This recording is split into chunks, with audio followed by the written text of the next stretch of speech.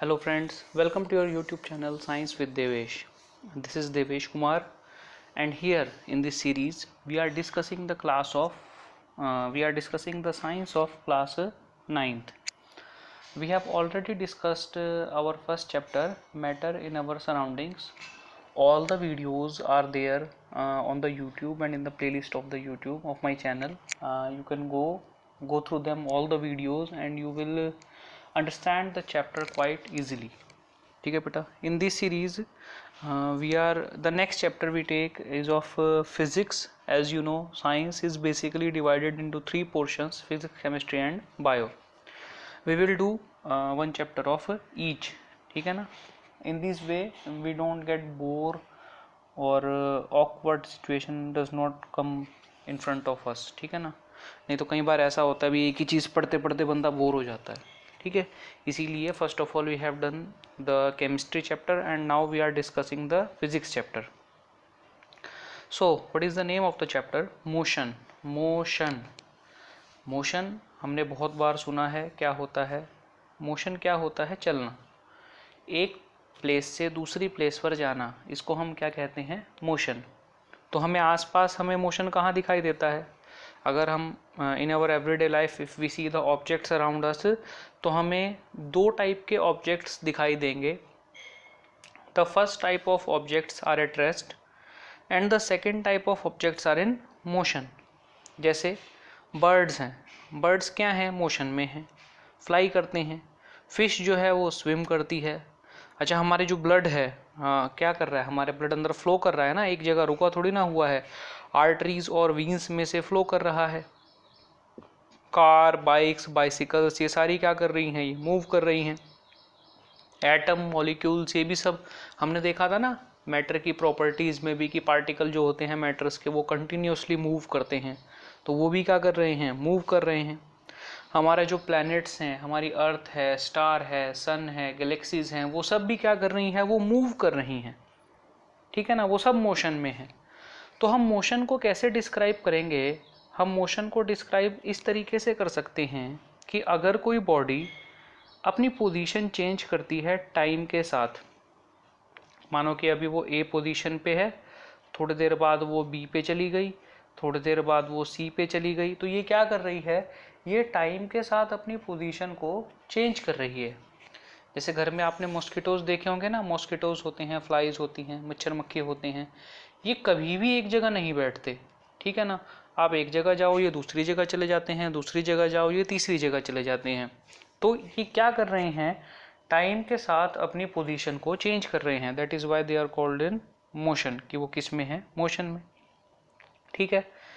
अब ये मोशन तो ऐसे हैं जो हमको दिखाई दे रहे हैं, लेकिन कुछ मोशन ऐसे भी होते हैं जिनको हम देख नहीं सकते, but we can feel them. हवा का चलना वो हमको दिखाई नहीं देता, but how do we know that air is blowing? हम अपने घर से बाहर देखते हैं, अगर पेड़ों के पत्ते हिल रहे हैं, अगर डस्ट पार्टिकल्स जो हैं, धूल मिट्टी जो है वो उड़ रही है, तो उसको देख के हम ऐसा अनुमान लगाते हैं, ऐसा अंदाज़ा लगाते हैं कि यस, बाहर जो है द एयर इज ब्लोइंग. तो हवा का मोशन जो है वो हमको कैसे दिखाई देता है? कैसे पता चलता है? एयर के, मतलब एयर की वजह से जो इफेक्ट्स आ रहे हैं, उन इफेक्ट्स को देख के हम बताते हैं भाई हाँ, हवा चल रही है, मोशन है. ठीक है. अच्छा, सन जो है हमें ऐसा दिखता है कि सुबह ईस्ट में है, दोपहर के टाइम में सिर के ऊपर आ गया, और शाम के टाइम में वो वेस्ट में चला गया और सेट हो गया. तो सनराइज होता है और सनसेट होता है. तो हमको क्या लगता है? भाई सन चल रहा है, लेकिन नहीं, सन नहीं चल रहा. क्या चल रहा है फिर? तो फिर अर्थ जो है वो मूव कर रही है, और उसके मूव करने की वजह से ये जो सनराइज और सनसेट है, ये सारी चीज़ें हो रही है. समझ में आई बात? एक और कंडीशन होती है. क्या कंडीशन होती है? मैं आपको बताता हूँ. ये बस है और ये एक दूसरी बस है. ठीक है. ये आप एक पैसेंजर हो जो इसके अंदर बैठे हो, और एक ये पैसेंजर है जो इस बस के अंदर बैठा है. ठीक है. अब मुझे एक कंडीशन बताओ, अगर ये वाली बस मूव करेगी, ठीक है, तो इस वाले ऑब्जेक्ट को क्या लगेगा कि ये वाली बस मोशन में है. ठीक है ना. क्या कह रहा हूँ मैं? मैंने आपको ये कहा कि अगर ये बस मूव करेगी तो इसके अंदर जो बॉडी बैठी हुई है उसको ऐसा लगेगा कि ये किस में है, मोशन में है, और इसको क्या लगेगा कि ये दूसरी बॉडी किस में है, ये रेस्ट में है। ठीक है, इसी को मैं बदल देता हूँ, इसी कंडीशन को मैं थोड़ी सी बदल देता हूँ। अब क्या हो रहा है, अब ये दोनों बॉडी मूव कर रही हैं, और दोनों बॉडी कितनी स्पीड से मूव कर रही हैं, 20 किलोमीटर पर आवर की स्पीड से मूव कर रही हैं। ठीक है, अब ये जो अंदर बैठा हुआ है ये भी मोशन में है, ये जो अंदर बैठा हुआ है ये भी मोशन में है। समझो आप कहाँ खड़े हुए हो, आप यहाँ बाहर खड़े हुए हो, आप रेस्ट पे हो, आप नहीं चल रहे, आप मोशन में नहीं हो, तो आपको ये वाली बस भी मूव होती दिखाई देगी, ये वाली बस भी मूव होती दिखाई देगी। लेकिन ये जो पैसेंजर्स हैं ये जब एक दूसरे को देखेंगे तो इनको ऐसा लगेगा कि ये दोनों रेस्ट पे हैं। लगेगा कि नहीं लगेगा, हमको ऐसा लगेगा कि तुम वहीं पे है, ये हिल ही नहीं रहा अपनी जगह से। ठीक है, तो ये सारी कंडीशंस होती हैं अलग अलग। ठीक है, फिर कुछ मोशंस ऐसे होते हैं जो स्ट्रेट लाइन में होते हैं। स्ट्रेट लाइन मतलब ऐसे हम सीधे सीधे चलते रहते हैं। ठीक है, कुछ मोशंस ऐसे होते हैं जो सर्कुलर होते हैं, सर्कुलर मोशंस भी होते हैं। ठीक है ना, जैसे कहीं भी हम राउंड अबाउट देखते हैं, सड़क पे गोल चक्कर देखते हैं, तो वो कैसा मोशन हो जाता है, सर्कुलर मोशन वहाँ पे हमें करना पड़ता है। ठीक है, घड़ी का जो पेंडुलम है वो क्या होता है, एक बार इधर जाता है, एक बार इधर जाता है, ऐसे ही मूव करता रहता है दो डायरेक्शन में। ठीक है ना, तो ये भी एक मोशन है। ठीक है, फिर कुछ जो बॉडीज़ होती हैं वो ऐसे ऐसे वाइब्रेट करती रहती हैं, ऐसे वाइब्रेट करती हैं, तो ये भी एक मोशन है। तो बहुत सारी तरह के मोशंस हम देखते हैं। कुछ बॉडीज़ ऐसी होती हैं जो स्ट्रेट लाइन में भी चल रही हैं और रोलिंग भी कर रही हैं, ऐसी भी बॉडीज़ होती हैं। जैसे एक सिलेंडर हमने लिया, उस सिलेंडर को नीचे लेटा के जब मैं उसको लात मारूंगा तो सिलेंडर रोल भी कर रहा होगा और सिलेंडर स्ट्रेट लाइन में भी जाएगा। ठीक है, ऐसे कॉम्बिनेशन भी होते हैं। लेकिन इस चैप्टर के अंदर हमें जो सबसे बेसिक चीज़ है, हमें जो सबसे बेसिक टाइप का मोशन है वो पढ़ना है। तो वो सबसे बेसिक टाइप का जो मोशन है वो है हमारा straight line motion, when object moves in straight line. समझ में आई बात, क्लियर? ठीक है, तो इस चैप्टर के अंदर हम मोशन तो पढ़ेंगे लेकिन मोशन तो बहुत सारे होते हैं, तो इन सब को ना रीड करते हुए जो फर्स्ट हमारा बेसिक है, बेसिक क्या है हमारा, मोशन इन स्ट्रेट लाइन, उसके बारे में हम जानेंगे। ठीक है, अच्छा, आपके क्लासरूम की, आपके घर की जो वॉल्स हैं वो कैसी हैं, मोशन में है कि रेस्ट में है? बड़े अच्छे से आप बता देंगे किस में है, वो रेस्ट में है। ठीक है, अच्छा, कभी बस में, बाइक में या कार में आप बैठे हैं? ठीक है, तो कार चल रही है, कार किस में है, मोशन में, लेकिन आप किस में हैं, आप रेस्ट में हैं कि मोशन में? अगर आप कहेंगे कि सर हम मोशन में हैं, तो फिर आप तो बैठे हुए हैं, आप तो हिल भी नहीं रहे, तो आप मोशन में कैसे हैं? अगर आप कहेंगे सर हम रेस्ट में हैं, तो फिर अभी तो आप करनाल में थे, अभी आप दिल्ली पहुंच गए, आप रेस्ट पे कैसे हैं? ठीक है, तो ये बहुत सारे एक्सपीरियंसेस हैं जो हम शेयर करेंगे। ठीक है बेटा, चलो मोशन के बारे में स्टडी करेंगे। सबसे पहले तो हम मोशन को डिस्क्राइब कैसे करते हैं, हम कैसे जानेंगे कि कोई बॉडी मोशन में है। ठीक है, मैं एक एग्जांपल देता हूँ। ये आपका घर है, होम, और यहाँ पर आपका क्या है, स्कूल है। ठीक है, आपके घर से आपका स्कूल जो है वो कितनी दूर है, 2 किलोमीटर। ठीक है, ये कोई दूसरा बच्चा है, उसका घर है, और इसके घर से जो स्कूल है वो कितना दूर है, 5 किलोमीटर। ठीक है, ये कोई तीसरा बच्चा है, ये इसका घर है, और यहाँ से स्कूल कितना दूर है, 1 किलोमीटर। तो मुझसे किसी ने पूछा कि आपका स्कूल कितनी दूर है, तो मैंने क्या बताया कि मेरा स्कूल, अच्छा, मेरे घर से तो 2 किलोमीटर दूर है, मेरा फ्रेंड है एक, उसके घर से 5 किलोमीटर दूर है, और मेरा एक और फ्रेंड है उसके घर से 1 किलोमीटर दूर है। तो जिसने हमसे पूछा वो ये बोलेगा, भाई क्या हुआ, क्या आप ठीक हो, पागल वागल तो नहीं हो गए? ठीक है ना, तो मुझे कोई एक फिक्स डिस्टेंस बताओ ना भाई, आपका स्कूल कितनी दूर है। तो हम उसको क्या जवाब देंगे, सर ऐसे में आपको फिक्स डिस्टेंस नहीं बता सकता, आपको मुझे बताना पड़ेगा कि मैं कहाँ से आपको अपने स्कूल का डिस्टेंस बताऊं, अपने घर से बताऊं, अपने फ्रेंड के घर से बताऊं, कि अपने दूसरे फ्रेंड के घर से बताऊं, कि कहीं और से बताऊं। समझ में आई बात? इसका मतलब किसी भी डिस्टेंस को डिस्क्राइब करने के लिए हमें एक स्टार्टिंग पॉइंट लेना होता है जहाँ से हम उस डिस्टेंस को मेज़र करना स्टार्ट करते हैं।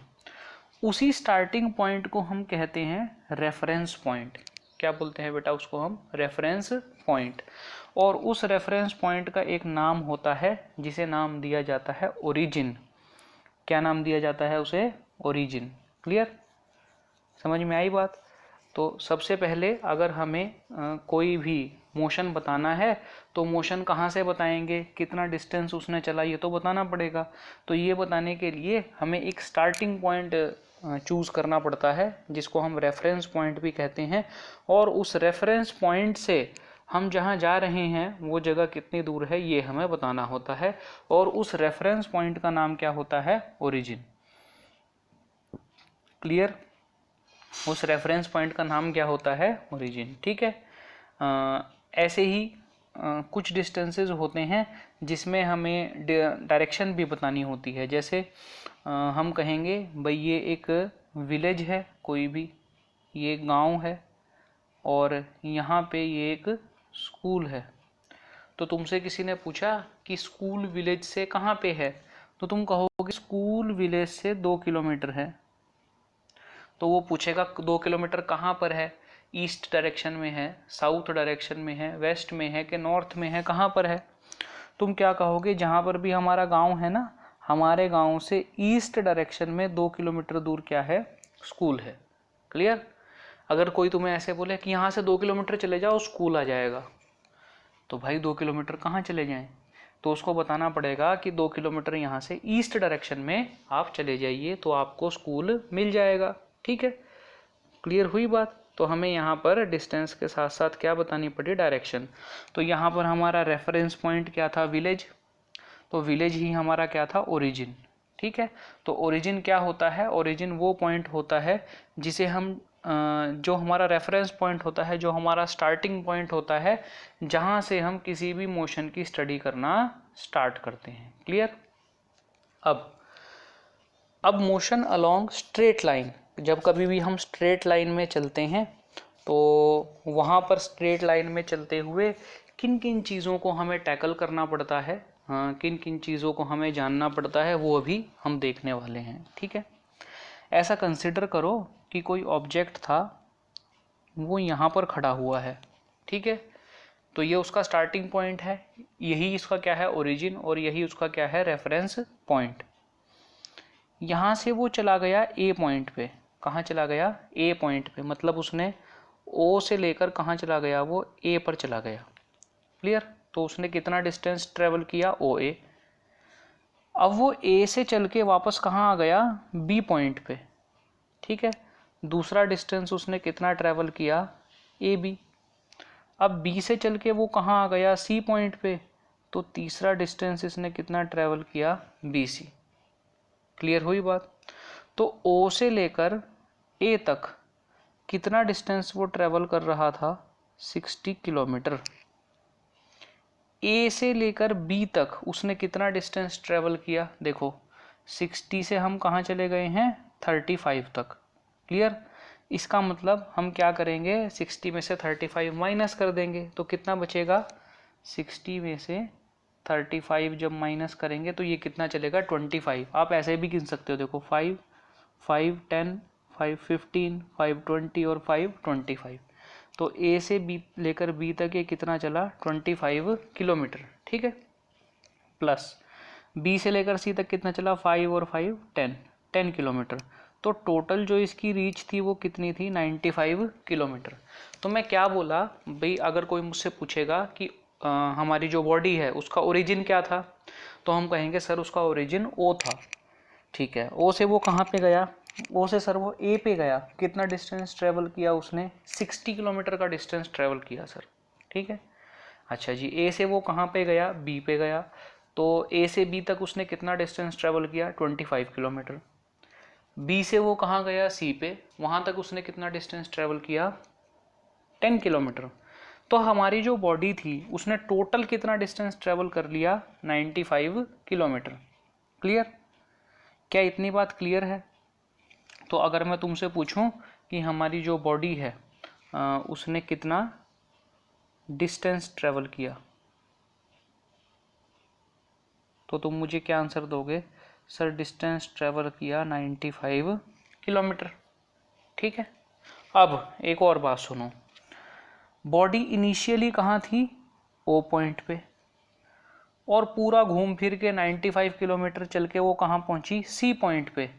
तो ध्यान देने वाली बात ये है कि ओ से लेकर सी तक आने में उसने सिर्फ कितना डिस्टेंस ट्रेवल किया? 25 किलोमीटर का। ठीक है ना। वैसे तो एक होता है हमारे पास डिस्टेंस, कि वो पागल की तरह जितना भी चलता जा रहा है वो सारा हमारा क्या है? डिस्टेंस। जैसे वो कितना चला? 95 किलोमीटर। लेकिन मैं उससे पूछूंगा भाई तू 95 किलोमीटर चला, ओ से ए पे गया, ए से बी पे गया, बी से सी पे गया, आप डायरेक्ट ओ से सी पे क्यों नहीं गए? अगर आप डायरेक्ट ओ से सी पे जाते तो आपको सिर्फ कितना चलना पड़ता? 25 किलोमीटर। समझ में आई बात? ठीक है, तो यहाँ पर हमारी दो टर्म्स आती हैं, एक आती है डिस्टेंस और दूसरी आती है जिसको हम बोलते हैं डिस्प्लेसमेंट। क्या बोलते हैं उसको हम? डिस्प्लेसमेंट। क्लियर? दोनों में क्या फ़र्क है? डिस्टेंस क्या होता है, मैं आपको एक और तरीके से बताता हूँ। जैसे आप अभी कहाँ पर हैं? आप इंद्री में हैं। ठीक है, आपको इंद्री से जाना है करनाल, तो आप क्या करेंगे? आपके पास कौन कौन से रास्ते हैं जाने के लिए? एक तो हमारा सीधा रास्ता है जो रंबा होते हुए कहाँ चला जाता है? करनाल। एक आपने क्या किया? आप इंद्री से कुरुक्षेत्र चले गए, और कुरुक्षेत्र से आप कहाँ चले गए? करनाल। ठीक है, एक और रास्ता था, इंद्री से पहले आप ब्याना गए, ब्याना से फिर आप कहाँ गए? करनाल। एक और रास्ता था, इंद्री से आप गढ़ी बीरबल गए, गढ़ी बीरबल से आप कलसोरा आए, कलसोरा से आप ब्याना आए, और फिर आप वहाँ से कहाँ गए? करनाल। तो ये सारे के सारे मेरे क्या हैं? डिस्टेंसेस हैं जो मैंने ट्रैवल किए। ठीक है, क्लियर? समझ में आई बात? लेकिन इनमें से जो शॉर्टेस्ट डिस्टेंस है वो कौन सा है? ये वाला है। इसमें मुझे सबसे कम चलना पड़ा। ठीक है, तो दो पॉइंट्स के बीच का, इनिशियल और फाइनल पॉइंट जो होते हैं उनके बीच का जो शॉर्टेस्ट डिस्टेंस होता है उसी को हम क्या कहते हैं? डिस्प्लेसमेंट। क्या कहते हैं बेटा उसको हम? डिस्प्लेसमेंट। तो मैं तुमसे पूछूंगा व्हाट इज डिस्प्लेसमेंट, तो तुम क्या कहोगे मुझे? Displacement is the shortest distance between initial and final position. ठीक है, क्लियर? डिस्प्लेसमेंट, इनिशियल पोजीशन को ही हम क्या बोलते हैं? हमारा ओरिजिन या रेफरेंस पॉइंट। क्लियर? तो ये लाइन तुम्हें समझ में आई? हम टोटल कितना चले थे? 95 किलोमीटर्स। 95 किलोमीटर्स क्या है? मेरा डिस्टेंस है। ठीक है, और लेकिन जब हम चले, हमने को घुमा फिरा के देखा तो हम कहाँ पहुँचे? हम ओ से सी तक ही पहुँचे। तो हमारा जो शॉर्टेस्ट डिस्टेंस था ओ से सी तक का वो कितना था? वो 25 किलोमीटर। तो उसी को बेटा क्या कहा जाता है? डिस्प्लेसमेंट। ठीक है, the shortest distance measured from initial to final position of an object is known as displacement। ठीक है, अब क्या मैं ऐसा कह सकता हूं कि मेरा जो डिस्टेंस था वही इक्वल है किसके? डिस्प्लेसमेंट के? नहीं बेटा, मैं ऐसा नहीं कह सकता। ऐसा हो भी सकता है और नहीं भी। ठीक है, मैं आपको बताता हूं कैसे। अभी मैंने क्या पाथ चला था? मैं ओ से पहले ए पे गया था, ए से बी पे गया था, और बी से सी पे गया था। ठीक है, तो मेरा डिस्टेंस कितना बना? 95 किलोमीटर जो मैंने टोटल चला, और मेरा शॉर्टेस्ट डिस्टेंस कितना था? 25 किलोमीटर। तो इस केस में हमारा डिस्टेंस और डिस्प्लेसमेंट इक्वल नहीं है। लेकिन अगर मैं ओ से डायरेक्ट सी पे चला जाता, कहाँ चला जाता मैं? ओ पॉइंट से डायरेक्ट सी पॉइंट पे चला जाता, तो उस टाइम पे मेरा डिस्टेंस भी 25 किलोमीटर होता और डिस्प्लेसमेंट भी 25 किलोमीटर होती। तो डिस्टेंस और डिस्प्लेसमेंट इक्वल हो भी सकते हैं और नहीं भी हो सकते। ठीक है, क्लियर हुई यहाँ तक की बात? ठीक है, अब कितना डिस्टेंस कहा मैंने आपको? उसने चला 25 किलोमीटर।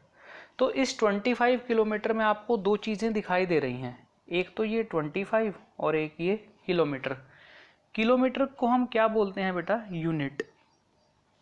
यूनिट मतलब हम 25 मीटर भी तो बोल सकते थे, हम 25 सेंटीमीटर भी बोल सकते थे, हम 25 इंच भी बोल सकते थे, लेकिन हमने ऐसा फिक्स किया हुआ है कि जो लार्जर यूनिट्स होती हैं, जो लार्जर डिस्टेंसेस होते हैं, हम उनको किलोमीटर से डिनोट करते हैं।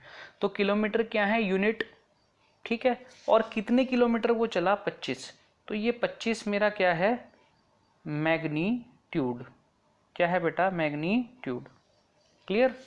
तो जहाँ पर भी ये न्यूमेरिकल वैल्यू आती है 25 किलोमीटर, 5 किलोग्राम, 10 सेकेंड, ठीक है ना, तो यहाँ पर 25, 5 और 10 ये जो सारी चीज़ें हैं इनको हम बोलते हैं मैग्नीट्यूड। क्या बोलते हैं? मैग्नीट्यूड या न्यूमेरिकल वैल्यू। क्लियर? समझ में आई बात? इतनी बात तुम्हें क्लियर हुई? ठीक है। ये जो रे थी, ये जो लाइन डायग्राम हमने बनाया हुआ था, इस लाइन डायग्राम से हमने काफ़ी सारी चीज़ें क्लियर करी। ठीक है। अब मैं तुम्हें एक और चीज़ बताता हूँ, ध्यान देना।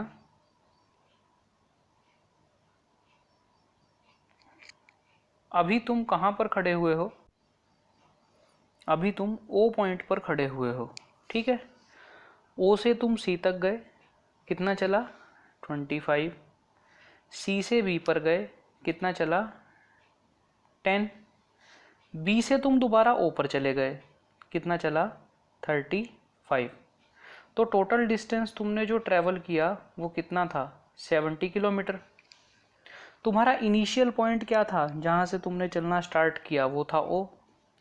और तुम्हारा जो फाइनल पॉइंट था जहाँ तुम पहुँचे वो भी क्या है? ओ। तो तुमने ये देखा कि मैं तो जहाँ से चला था वहीं पहुँच गया। इसका मतलब मेरी इनिशियल और फाइनल पोजीशन क्या है? सेम है। इसीलिए इस केस में मेरा जो डिस्प्लेसमेंट है वो कितना होगा बेटा? 0। समझ में आई बात? Zero displacement. ज़ीरो डिस्प्लेसमेंट का ऐसा मतलब नहीं है कि तुमने कुछ भी डिस्टेंस कवर नहीं किया। ज़ीरो डिस्प्लेसमेंट का ऐसा मतलब है कि तुमने जहाँ से चलना शुरू किया था तुम वापस वहीं पहुँच गए, और तुम्हारी इनिशियल पोजीशन और फाइनल पोजीशन के बीच में जो शॉर्टेस्ट डिस्टेंस है वो कितना है? 0। ठीक है। इसीलिए हमने एक और चीज़ यहाँ पर निकाली कि डिस्टेंस कभी भी 0 नहीं हो सकता। अगर आप कुछ भी चलेंगे, चाहे आप 1 किलोमीटर चले, चाहे आप 25 किलोमीटर चले, चाहे आप 70 किलोमीटर चलें, तो आपका कुछ ना कुछ डिस्टेंस आता है, कुछ ना कुछ उसकी न्यूमेरिकल वैल्यू आती है। लेकिन डिस्प्लेसमेंट जो है वो 0 हो सकता है। अगर आप जिस पॉइंट से चले हैं घूम फिर के आप उसी पॉइंट पर पहुंच जाते हैं, मतलब आपका इनिशियल और फाइनल पॉइंट जो है वो सेम है, तो उस केस में आपकी जो डिस्प्लेसमेंट होती है वो 0 होती है। क्या होती है बेटा? आपकी डिस्प्लेसमेंट 0। क्लियर? तो कुछ पॉइंट्स हमने देखे डिस्प्लेसमेंट और डिस्टेंस के बीच में, दोनों को कंपेयर करके हमने सीखा कि डिस्टेंस जो है उसको जब हम मेज़र करते हैं तो हम बोलते हैं 25 किलोमीटर, 30 किलोमीटर। तो उसमें जो हम नंबर बोल रहे हैं, जो न्यूमेरिक वैल्यू बोल रहे हैं, वो न्यूमेरिक वैल्यू क्या होती है? वो न्यूमेरिक वैल्यू होती है मेरा मैग्नीट्यूड, और दूसरी होती है मेरी यूनिट। डिस्प्लेसमेंट क्या होता है? दो पॉइंट्स के बीच का जो शॉर्टेस्ट डिस्टेंस है वो डिस्प्लेसमेंट होता है। ठीक है। क्या डिस्टेंस और डिस्प्लेसमेंट इक्वल हो सकते हैं? हो भी सकते हैं और नहीं भी हो सकते, दोनों रीज़न हो सकते हैं। ठीक है। क्या हमारी जो डिस्प्लेसमेंट है वो 0 हो सकती है? बिल्कुल हो सकती है। क्या हमारा डिस्टेंस 0 हो सकता है? अगर हम चल रहे हैं, अगर हम मोशन में हैं, तो कभी भी हमारा डिस्टेंस 0 नहीं होगा। हमारा डिस्टेंस 0 सिर्फ एक ही केस में होगा, अगर हम रेस्ट में हैं। समझ में आई बात? क्लियर हुई बात? ठीक है। तो आपको क्या करना है? आपको ये कुछ क्वेश्चंस हैं हमारी एनसीईआरटी बुक के अंदर, ये ट्राई करके देखने हैं। किस बेस पे ट्राई करके देखने हैं? अभी अभी जो हमने रीडिंग करी इसके बेस पे ट्राई करके देखने हैं। उसके बाद आगे का जो चैप्टर है वो हम कंटिन्यू करेंगे। ठीक है बेटा? तो मिलते हैं नेक्स्ट वीडियो में। अगर आपको वीडियो अच्छी लगी हो, please like the video, share it with your friends and comment in the comment section if there is suggestion or if you like anything about the video. Thank you very much.